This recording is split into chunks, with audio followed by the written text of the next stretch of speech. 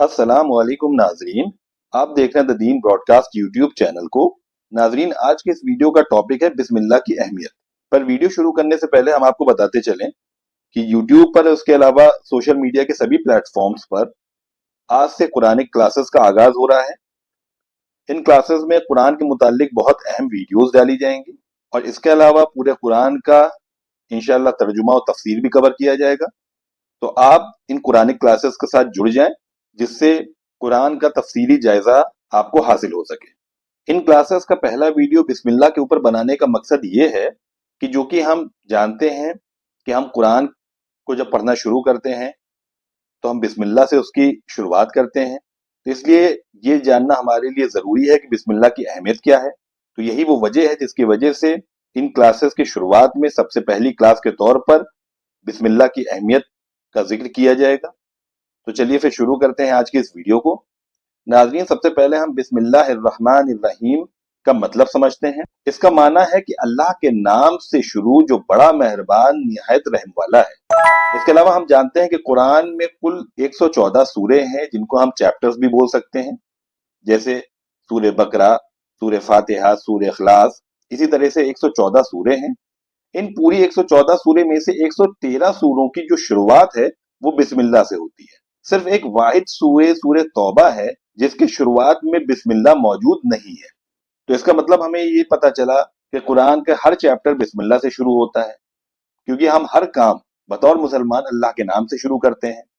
इसके अलावा एक अहम बात यह भी है कि मक्का और कूफा के उलमा जो स्कॉलर्स हैं, इस्लामिक स्कॉलर्स हैं, उनका ये मानना है कि जिन सूरतों से पहले बिस्मिल्लाहिर्रहमानिर्रहीम मौजूद है उसे उस सूरह की एक आयत के तौर पर माना जाएगा। इसका मतलब है कि जैसे हमें मालूम है कि सूरह बकरा में 286 आयतें हैं, कुल 286 आयतें मानी जाती हैं, और हर सूरह की तरह सूरह बकरा की भी शुरुआत बिस्मिल्लाहिर्रहमानिर्रहीम से होती है।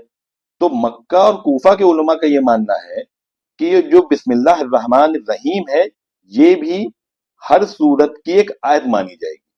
तो अगर इसको एक आयत माना जाएगा तो 286 आयतें अगर हमारे सूरह बकरा में है और बिस्मिल्लाहिर्रहमानिर्रहीम को भी एक आयत मान लिया जाएगा तो कुल आयतें हो जाएंगी 287। और अगर बिस्मिल्लाहिर्रहमानिर्रहीम को आयत के तौर पर नहीं माना जाएगा तो सूरह बकरा की कुल आयतें होंगी 286। अब जिस तरीके से मक्का और कूफा के उलमा बिस्मिल्लाहिर्रहमानिर्रहीम को एक आयत का दर्जा देते हैं, उसी तरीके से कुछ और उलमा हैं जो इसे आयत नहीं मानते, जैसे मदीना, बसरा, शाम के उलमा, इनका ये मानना है कि इसे आयत के तौर पर शुमार नहीं किया जाएगा। यानी बिस्मिल्लाह मौजूद तो है हर सूरह से पहले, पर यह सूरह का हिस्सा नहीं है, सूरह की आयत के तौर पर इसको नहीं माना जाएगा।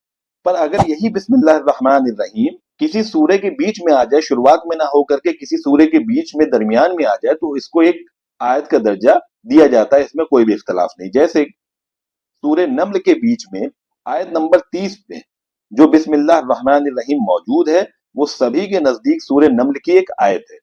अब हम यहाँ देखते हैं कुरान की तिलावत के मामले में क्या करना है।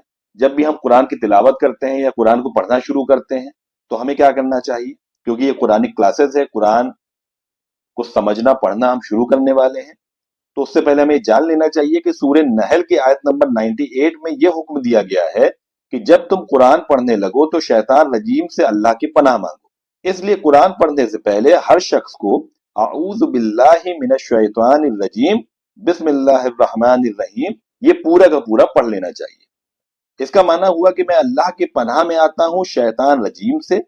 इसके लिए हम पढ़ेंगे आऊज़ु बिल्लाहि मिनश शैतानिर रजीम।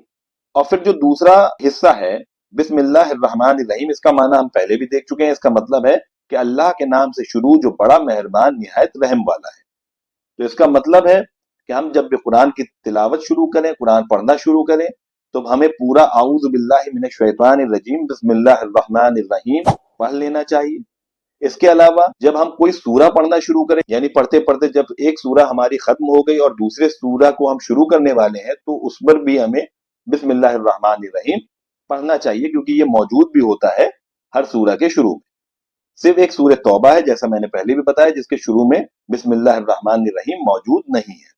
तो नाजरीन, उम्मीद है बिस्मिल्लाह की अहमियत आपको समझ आई होगी।